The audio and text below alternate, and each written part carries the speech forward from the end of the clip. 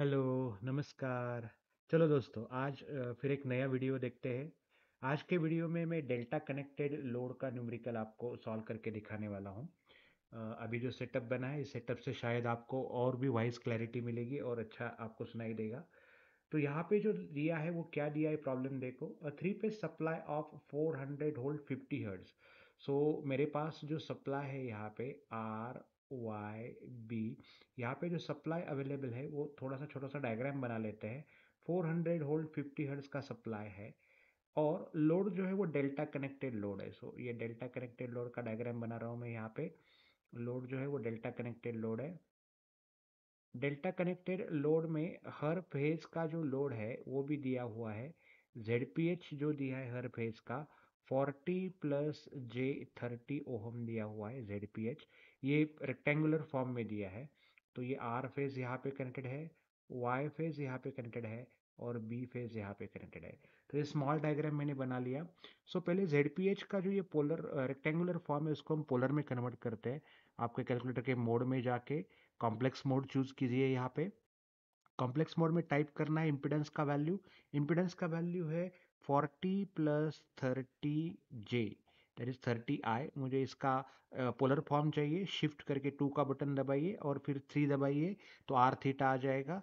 यहाँ पे देखो ये आ रहा है 50 at an angle of 36.86 degree. ये दिखाता है कि प्लस है, ये दैट मीन्स ये RL लोड है। ये रेजिस्टेंस प्लस JXL इंडक्टेंस का लोड है। ये पर फेज लोड होता है। कीप इन माइंड जेड हमेशा ZPH होता है। ZL नाम का कोई चीज़ है ही नहीं है। ZL नाम का कोई चीज़ है ही नहीं है, सिर्फ ZPH होता है। ZPH के ऊपर से सारे हमको कैलकुलेशंस करने हैं। तो मुझे क्या कैलकुलेट करना है, पहले लाइन और फेज वोल्टेज कैलकुलेट करना है। तो बाय डिफ़ॉल्ट ये जो है ये आपकी लाइन साइड रहती है और यहाँ पे जो रहती है वो लोड साइड और आप इसको लोड साइड और या फेज साइड भी बोल सकते हो। पहले लोड साइड को देख लेते हैं, लाइन साइड को देख लेते हैं। लाइन साइड में वोल्टेज दिया है 400 वोल्ट, मतलब लाइन वोल्टेज जो है मेरा यहाँ पे 400 वोल्ट है। लोड जो है वो डेल्टा कनेक्टेड लोड है। डेल्टा कनेक्टेड लोड में VPH का वैल्यू VL के इक्वल होता है। VPH is equal to VL, वो आता है 400 वोल्ट। आपने ये एक बार ये कैलकुलेट किया तो अभी आपको लाइन करंट और फेज करंट दो क्वांटिटी कैलकुलेट करनी है। पहले देखो, यहाँ पे पूछा है पहले लाइन करंट और बाद में फेज करंट, लेकिन फेज करंट कैलकुलेट किए बिना लाइन करंट नहीं निकलता क्योंकि आपको VPH पता है और ZPH पता है। मैंने बोला कि ZL नाम का कोई चीज़ नहीं होता है।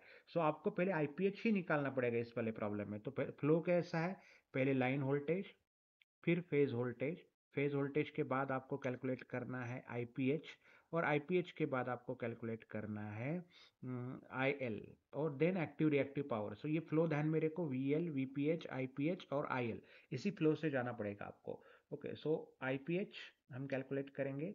IPH is equal to VPH upon ZPH। तो VPH का वैल्यू है 400 और यहाँ पे ZPH का सिर्फ मैग्नीट्यूड ले लेता हूँ मैं। ZPH का मैग्नीट्यूड है 50। ये आ जाएगा 8 एम्पियर। ओके, ये वैल्यू जो है वो 8 एम्पियर आ गया।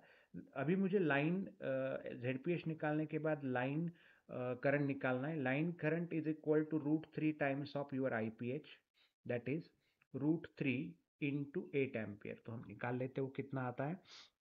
√3, कैलकुलेटर पे देख लो, मैं टाइप कर रहा हूँ, इंटू 8 एम्पियर। ये अगर कैलकुलेट किया तो ये वैल्यू आता है 13.86 एम्पियर। मुझे यहाँ पे लाइन करंट और फेज करंट दोनों मिल गए। देखो, पहले line voltage line phase current and then line current निकालना है। अभी मुझे एक्टिव रिएक्टिव रेफरेंस पावर निकालना है। इसके लिए मुझे फाई की ज़रूरत है। फाई एंगल जो होता है वो ZPH से भी निकलता है।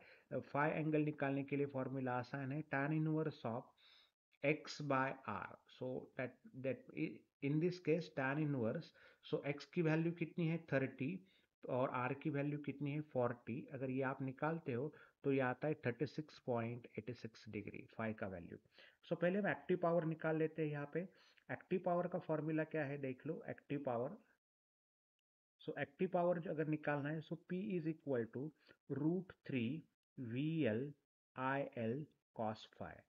तो यहाँ पे वैल्यूज डाल देता हूँ मैं। √3 into 400 into 13.86 into cos of 36.86। अगर ये पावर में कैलकुलेट करता हूँ तो देख लेते कितना आता है। √3 into 400 into 13.86 into cos of 36.86 bracket complete equal to, so ये पावर आ रहा है मेरा 7683 वैट। ये फॉर्मूला, एक ये जो पावर है और एक फॉर्मूला से आप निकाल सकते हो। You can calculate this power as using another formula that is √3 VPH IPH cos 5।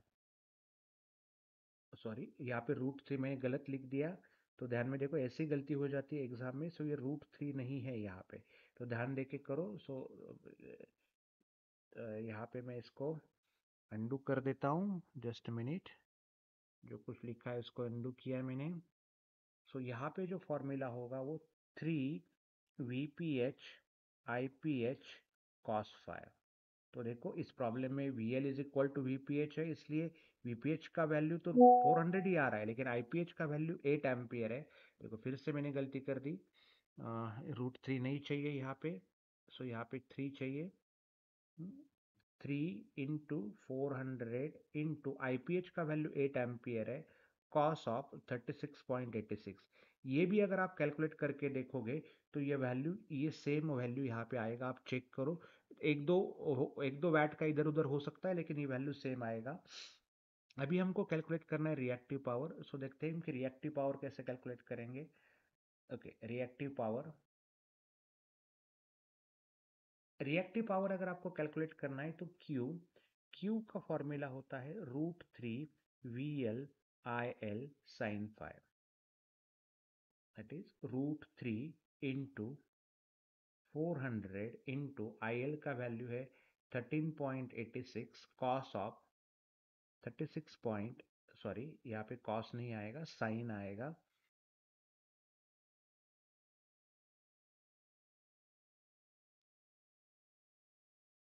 Sign of 36.86।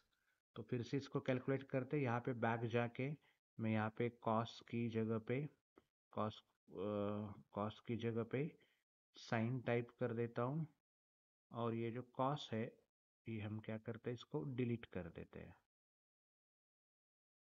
Okay, सो ये वैल्यू कितना आया, 5760 VAR। ये वैल्यू आया 5760 VAR।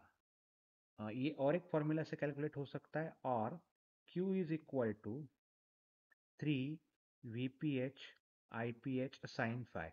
इस फॉर्मूला से भी आप कैलकुलेट करके देख लो। 400 इंटू 8 इंटू साइन ऑफ 36.86, इस फॉर्मूला से भी आप कैलकुलेट करके देखोगे तो वही वैल्यू आएगा जो यहाँ पे मैंने कैलकुलेट किया है। आप कैलकुलेट करो और कमेंट बॉक्स में मुझे लिखो कि आंसर क्या आ रहा है। Now we want to calculate, next calculate करना है मुझे एपरेंट पावर। एपरेंट पावर का फॉर्मूला बहुत ही सिंपल है, S is equal to √3 VL IL, that is √3 into 400 into 13.86। so √3 into 400 into 13.86, तो ये आंसर आ रहा है 9602 VA। Okay, 9602 VA। और आपको S इस फॉर्मूला से मिलेगा 3 VPH into IPH, that is 3 into 400 into 8। ये भी करके देखोगे तो ये आंसर अप्रोक्सीमेटली सेम आएगा, 3 इंटू 400 इंटू 8, तो ये आ रहा है 9600। 1 और 2 VA का यहाँ पे डिफरेंस आएगा, वो अलाउड है। ओके, सो बिकॉज यहाँ पे अप्रोक्सीमेट किया है आपने 13.86, वो अगर आगे के डिजिट लेते हो तो ये आंसर भी वही सेम आएगा। सो इस वीडियो में हमने देखा, अगर डेल्टा कनेक्टेड लोड है तो आप कैसे सॉल्व करोगे प्रॉब्लम को। होप यह वीडियो आपको अच्छा लगा होगा। ये मेरे नए सेटअप के साथ मैंने वीडियो किया है। अगर आपको अच्छा लगा है तो लाइक कीजिए, और मेरे चैनल को सब्सक्राइब कीजिए। Thank you.